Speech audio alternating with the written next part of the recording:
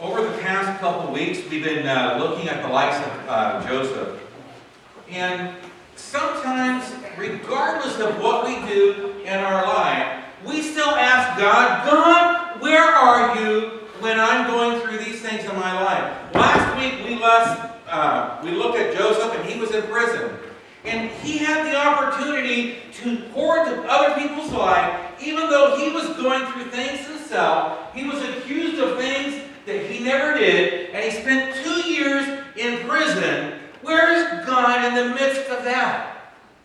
Sometimes we come and say, God, I'm going through all these things in my life. Where are you in what I'm going through? 2 years to spend in prison for a crime that you did not do is a lot of time. But Joseph, you remember last week we looked at it, and he had told the baker, and he had told the cupbearer to the Pharaoh the king. He says, the cupbearer is going to be restored within 3 days. And he says, baker, he says, you shouldn't have burnt the brownies, because your very life is going to be required of you. You're going to be impaled upon a pole. And so here this time passes, and now we come to Genesis chapter 41, and we begin with verse 1. When 2 full years had passed, Pharaoh had a dream. He was standing by the Nile. When out of the river there came 7 cows, sleek and fat, and they grazed among the reeds. And after them came 7 other cows, ugly and gaunt, came out of the Nile and stood beside them on the riverbank. And the cows that were ugly and gaunt ate up all the 7 sleek, fat cows, and then Pharaoh woke up. He fell asleep again and had a second dream. 7 heads of grain, healthy and good, were growing on a single stalk. And after them, 7 heads of grain sprouted, thin and scorched by the east wind. Then the heads of the grain swallowed the 7 healthy full heads. Then Pharaoh woke up and from his dream. So here you have Pharaoh. He's had this dream, and he says, what in the world is this dream all about? Why am I not understanding this dream? What is this supposed to represent to me? And so he called all the magicians, and he called all the people that were able to interpret it. And no one was able to interpret the king's dream. And so all of a sudden, the cupbearer, he remembers, he says, I kind of remember this guy I was supposed to have told you about 2 years ago. He said he interpreted my dream for me. And, maybe perhaps the cupbearer was trying to think, what can I get out of this if I'm able to tell him that there's somebody that will interpret his dream? Maybe he was in it for self-righteous reasons. But regardless of what the cupbearer finally remembered, Joseph, being in prison, he went to Pharaoh and he says, there was this Hebrew man. And he says, this Hebrew man was able to interpret my dream. He says, do you remember when you threw me in prison because I spilled your drink? And he said, you threw the baker in prison because he burnt the biscuits? He says, well, this guy, his name was Joseph, and Joseph was able to interpret the dream for us. And it came just as he said. So where is God in the midst of this 2 years? And so we come to this point in this 2-year time period where Pharaoh has his dream, and no one is able to interpret the dream. So here's what happens. Pharaoh decides to summons Joseph out of the dungeon of the prison. Now, the prison system there was not like our prison system. So imagine Joseph being in this prison, in this dungeon for 2 years, and remember that he had been in control of the whole entire prison system because he had found favor with the guards, or the captain of the guard. So they said, Joseph, Pharaoh wants to see you. We're going to go in and we're going to clean you up. We're going to give you a shower. We're going to shave you. We're going to do all these things, and we're going to dress you so that you can go meet Pharaoh. How many of you guys, if you were in prison for 2 years, would start to get a little bit excited right now because all of a sudden Pharaoh wants to see you because he's heard of a dream, and he heard that you were able to interpret the dreams. I don't know about you, but I might get a little excited. Man, it's my chance to prove my innocence and to prove everything that I said was true and I never did that crime. How many of you think that you would take advantage of that if you were being addressed to go before Pharaoh and say, I have the chance to prove my innocence, and say, I am innocent and I didn't do it? Man, didn't happen that way for Joseph. Joseph's called in. And Pharaoh says to him, he says, I hear you can interpret dreams. And in verse 16, Joseph says, not me. He says, but it is by the grace of God that lives in me that I will be able to interpret your dream for you. Wow. So Joseph is giving everything to the glory of God, even though he's gone through being sold as a slave at the age of 17, spending 2 years in prison. He worked for Potiphar for 11 years, and I'll show you guys why here in just a minute, how my math comes out. And Kathy, check me and see if we're right today, because sometimes I said that and I was actually wrong. So we're going to find out if we're right. He goes in and he says, only God is able to give the ability to interpret the dreams. So he goes in and he says, tell me your dream. He says, well, I had 2 dreams.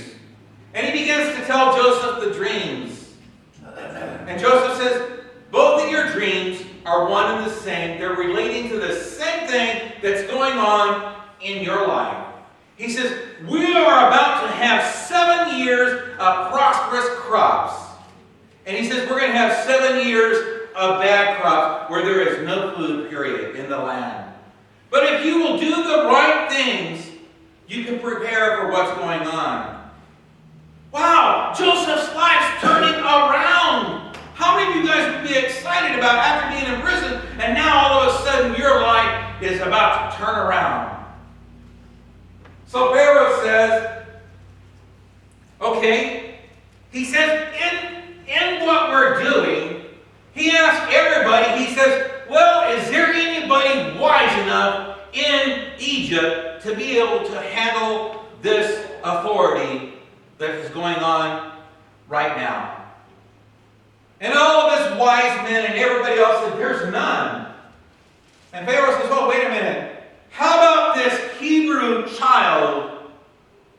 We're going to make him, and there's not going to be anybody greater in the land other than me. He says, what Joseph says from this point on is the gospel truth. And what he says, you guys will have to do. From rags to riches. How many of you guys think, man, this is getting good? Where's God? God is in the midst of whatever goes on in our life, regardless of the circumstances, regardless of the things that we face. God is right there with us, and sometimes we may not be able to see it, but God has stood by our side the whole time, and God has never left us and has never forsaken it. And God is orchestrating things that happen in our life for His glory, so that He will receive the glory and praise because of what's going on in our own personal life. Any of you guys ever been through trials and tribulations? Any of you guys ever been through things where your car breaks down? Perhaps I'm the only one that my car breaks down when I'm on vacation. Last time I was with Delbert on vacation, we were in Arizona and we ended up having to replace a battery. Why? Well, because those things happen. But regardless of the situations that you and I come into in our life, well, God, where were you when I was going through this? God, you left me all alone, and everything that I did, you were not there. And God says, oh, wait a minute. Man, wait a minute. I was orchestrating, and I had my hand of protection upon you. Because if those events had not happened, you would have done this, and your very life would have been required. Any of you guys ever been there? You look back later on, you say, God, thank you that your hand was upon me in the course of what I was going through. So now we come to verse 46, and we're going to check the facts. In verse 46, it says, Joseph was 30 years old when he entered the service for Pharaoh. Okay, so he was 17 when he was thrown into the hole, sold as a slave. He's 30 now. He spent 2 years in prison. So would that not mean that he worked for Potiphar's family for 11 years before Potiphar's wife accused him of doing wrong? Is my math right, Kathy? I think so. It sounds right, huh? So here you have Joseph, now 30 years of age, and he is in control of the whole nation of Egypt. There is no one greater in the entire regiment than Joseph other than Pharaoh himself. Man, that's kind of like being the vice president of the United States. There's no one greater in authority other than. So what does the Pharaoh do? He takes them and he clothes them and he gives them all these good things. And he says, here's my signet ring. He says, you have the final authority. He says, because I recognize the God that you serve is in control of your life. And whatever you do is prospering, not only me, but everything that you touch. Where's God in the midst of what we go through? And God says, I want you to know that I've orchestrated everything in your life for a reason. We could stop the story there and we could say, that's a good story. But then we come on into chapter 42. Remember, we had looked at the first week that Joseph told his brothers at the age of 17, he says, I had a dream, and in my dream, I dreamed that you guys bowed before me. And his father, Jacob, or Israel, said, oh, Joseph, don't say that. You're going to upset your brothers. And his brother sold him into slavery because here came that dreamer. And we get into chapter 42.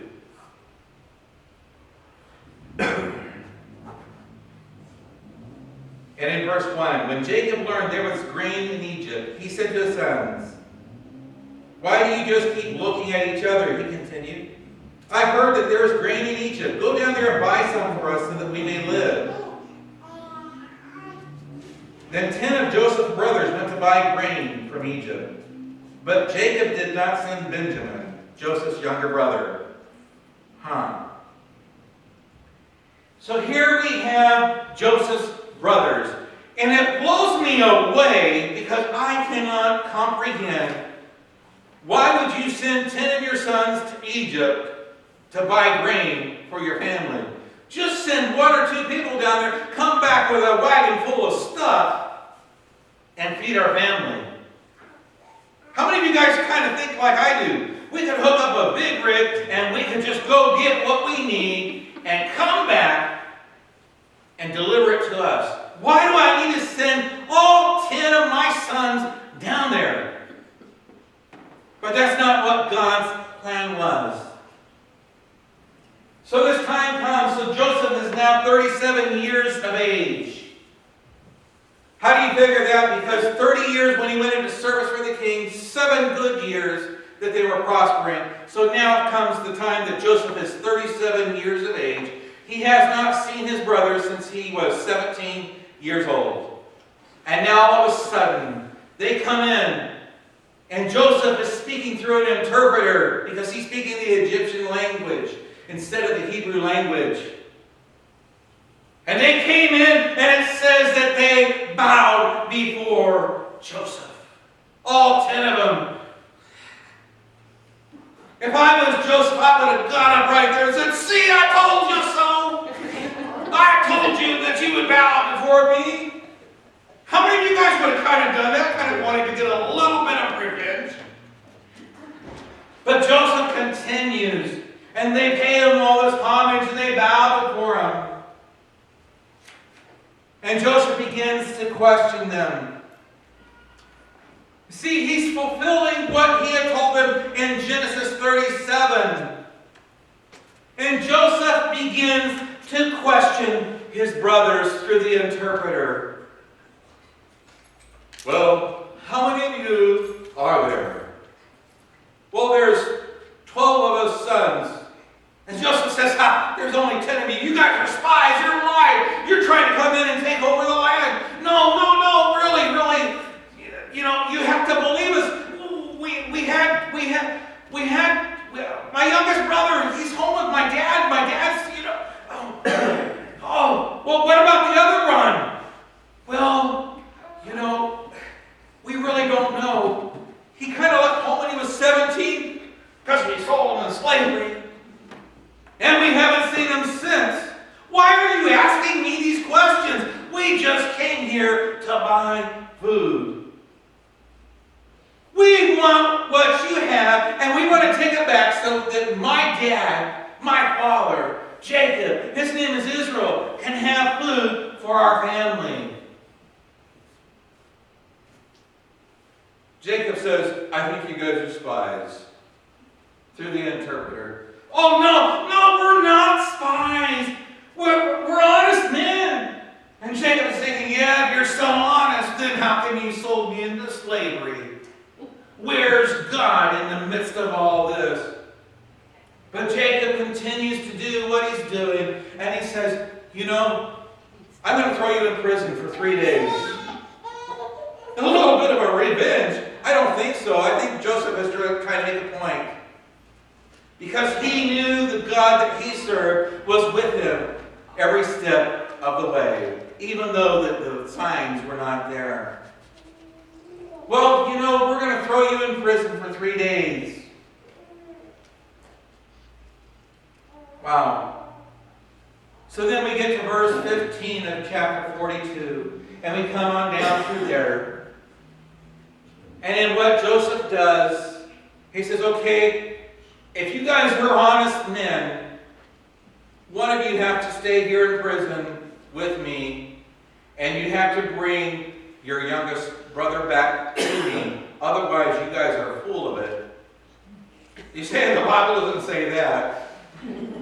Come on, Dave, the Bible didn't say that. No, but it did say that otherwise you guys are liars and you're spies and you're not trustworthy men and your very lives will be required. Plain English, you're full of it. So he comes back, and what does he do? They select one of the brothers to stay there. He gives the authority to release food for his brothers to go back and feed their families. They get back to where their father was, Israel, whose name used to be Jacob. And Jacob says, well, 1, 2, 3, 4, 5, 6, 7, 8, 9. Where's the other one? Well, that dude that's in charge of that country over in Egypt thought we were spies. And we told him that we weren't. We told him we were honest men, and we just came here to buy food. Well, how come he's still in Egypt? Well, you see, Dad, it has to do with what we did when Joseph was 17. Because we sold him into slavery and we lied to you. And now all of a sudden everything is coming down upon us. So they began to tell Israel. Well, he began to question about the family. Well, what did he ask, Israel says? Well, he asked how many brothers there were. Well, we told him there was 12. Well, how come one's still there? Well, because he said, unless if we bring the youngest one, Benjamin, back, that the very lives would be required. Oh, kids, why in the world did you do such a stupid thing? Man, why in the world would you do that? Why did you have to answer his questions? Well, Dad, we didn't know that he was going to do this. I could see the brothers going through and doing that. And you say, Dave, where in the world does it say that? Read the scriptures and interpret it for yourself. He stupid. He probably said, oh, you silly little boys, why did you do that? Well, you see, Dad, here's what's going on. He said, unless if we bring Benjamin back. And Jacob all of a sudden throws up his hands. Where's God in the midst of this? Where's God in the midst of what you're going through? Man, why did you guys have to tell him everything? Any of you guys ever tell your parents a partial truth? And you leave out some of the rest of it? Oh, I have stories. My parents are gone, so, they'll never know. How did that happen? Well, Dad, I really don't know the exact details of it. I can tell you maybe part of it. Any of you guys ever done that?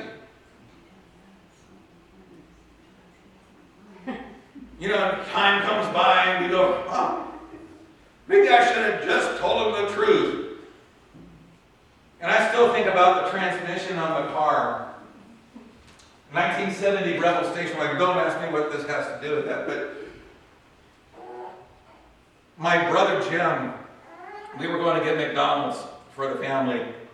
And my brother Jim says, David, this car won't light him up. I says, oh, yes it will. He says, no, it won't. He was about ready to get his driver's license, so I showed him and I lit him up for 4 blocks. In a 1970 Rebel station wagon. I had smoke coming out the back end, and we were laughing the whole way. Until we got down about 4 blocks, and all of a sudden, we had 220,000 miles on that Rebel. So I go back to Dad. I said, Dad, something's wrong with the car. Dad, the car's not running right. So my dad gets in it, and he drives the car, and he says, sure enough. He says, the car's not running right. Why did you have to tell them everything about what's going on? So my dad drives the car. And I even helped my dad, and I know what's wrong with it. I know it was because of me.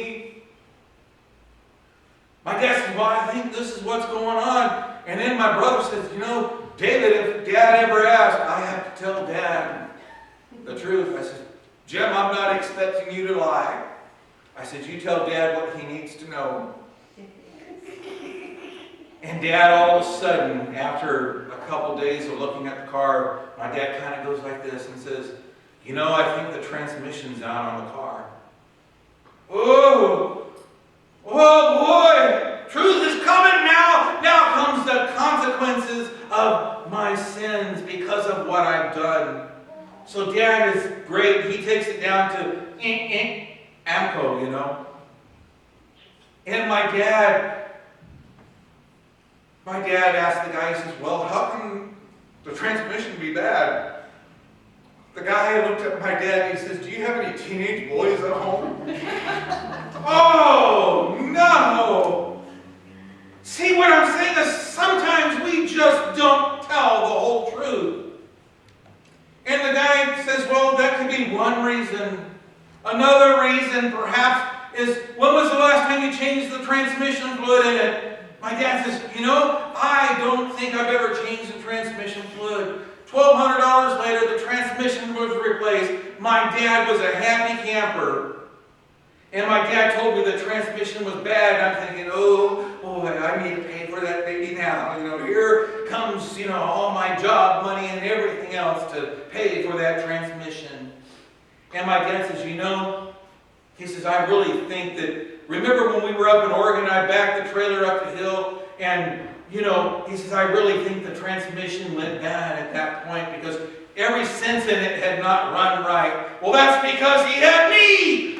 That's because I came along. But let's get back to the story of Joseph and what he's doing. So his brothers come in and say, unless we take Benjamin, all this is going to happen. Oh, man, why did you do that to me?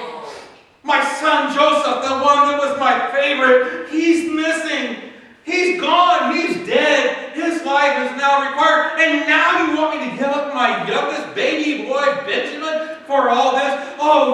dads are so stupid. They said, well, Dad, and I could kind of see the brothers trying to tell Dad about the transmission. Dad, remember Joseph? Remember we told you? Well, Dad, we sold him into slavery. We don't know where he is. But this man was asking questions about the family. Joseph was asking questions about the family because he honestly wanted to know how his dad was doing, his aging father. So we come to this point. They end up going back.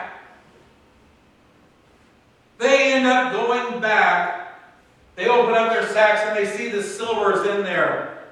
Oh man, why? God, where are you? In the midst of what I'm going through, that guy is certainly going to send his army because he thinks we stole the money. Oh God, if I could go back and change my life, we would do that. You guys know what I'm talking about, right? We're talking about Joseph, but put our own names in there on the things that we've tried to cover up. God, where were you in the midst of this? Finally, Reuben speaks up and he says, Dad, he says, I want you to know that here's my family. I have to take Benjamin back. Otherwise, we will never be able to have anything and buy anything else in the land of Egypt. Oh, my son, how stupid could you have been? I've already lost 2 of my sons now. So they send him back with Benjamin. And again, his brothers get in there and they bow before Joseph. And Joseph breaks down, starts to cry, sends out everybody else, and he says, have these men come and dine with me. I don't know about you, but there comes a point in my life that I would have been a little concerned. Why is that guy trying to have... And what he does is he seats the brothers in order of their age, minus Joseph. And see, now we're in chapter 45. And Joseph breaks down. And all of a sudden, he couldn't contain himself anymore. Where was God in all of this? And he breaks down and he says, I want you to know that what you have planned for me were plans to harm me. But I want you to know that the God that I serve has already sent me ahead of you to save your very lives. Wow. What you meant for evil, God has turned for his glory. And you say, Dave, where is that? We could go to 45 and we can find that out. What you planned for evil, God intended to use and save you from destruction. I know Romans 8:28 wasn't written, but Joseph is surely quoting that. He says, and we know that all things God works for the good of those who love him, who have been called according to his purpose. And I think Joseph by then was thinking about Proverbs 3, verses 5 and 7. Trust in the Lord with all your heart, and lean not on your own understanding. In all your ways submit to him, and he will make your path straight. Wow. He tells his brothers, he says, I am Joseph, the one you sold into slavery. It's been 20 years, guys, since this has happened. And I want you to know that God orchestrated everything that you did and that I've done and my sorrows that I've gone through to take it and to build a nation for you. And then we come to Joshua 1, 5 through 9. We were talking about that this morning in Sunday school. Sometimes it's hard for us to understand why we go through things that we do. And we ask, God, where are you? God, why did the people suffer? God, why does this have to happen? And in Joshua 1, verses 5 through 9, No one will be able to stand against you all the days of your life. As I was with Moses, so I will be with you. I will not leave you nor forsake you. Be strong and courageous, because you will lead these people to inherit the land I swore to their ancestors to give to them. Be strong and very courageous. Be careful to obey the law my servant Moses gave to you. Do not turn from the right or to the left, that you may be successful wherever you go. Keep this book of the laws always on your lips. Meditate on it day and night, so that you may be careful to do everything written in it. Then you will be prosperous and successful. And in verse 9 of Joshua 1, have I not commanded you? Be strong and courageous. Do not be afraid. Do not be discouraged, for the Lord your God is with you wherever you go. And the truth is that we could stand and say, God, where are you? Each and every one of us have gone through things in our life, and we've questioned God. God, where were you? God, I don't understand why. Roger said this morning that in Sunday school that he said he knows that he can rely on the fact that God would never give us more than we were able to bear or able to withstand. And then Christine repeated it. God is with us wherever we go, regardless of the situations we face. It builds our strength. Why do we go through things? I don't know. But I do know that God has never left us. He's never forsaken us. He has always been with us, and He will always be with us today, tomorrow, and forever. How many of you have ever been through trials in your life and you've questioned God? God, where are you? God, where were you when Vicki was at Starbucks and fell down the stairs? God, why did that have to happen? All we can do is say, God, I don't understand why. And there's nothing wrong with saying, God, I don't understand why I'm going through the things I'm going through today in my life. But God, I'm going to trust you that you've never left me. You've never forsaken me. And God, you're always with me. If you'll stand with me this morning.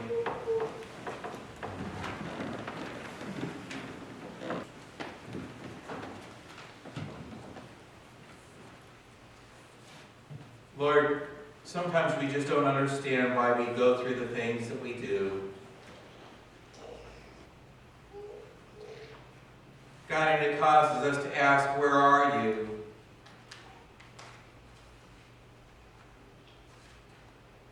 God, where are you when I'm going through these things in my life? God, where were you? And Lord, we know that if we continue to trust you, Lord, the things that have happened in our life, the bad things, Lord, the trials that we've been through, God, that you're going to bring for your glory, that you'll receive the glory. Lord, maybe it's because we go through just so we can share what God has done, so somebody else will believe in you, so that they would escape the depths of hell because of our testimony, because of what we've been through, and because of the strength that you gave us, we're able to share with someone else, and it changes their life. God, we'll never know the impact that we have upon others. But Lord, we ask that you would help us today to live the Word of God in our community, in our world. And Lord, that we may not have answers, but we can assure the world that you've never left us and you're right there with us. Father, we ask that you just be with us until we meet again. In Jesus' name, amen.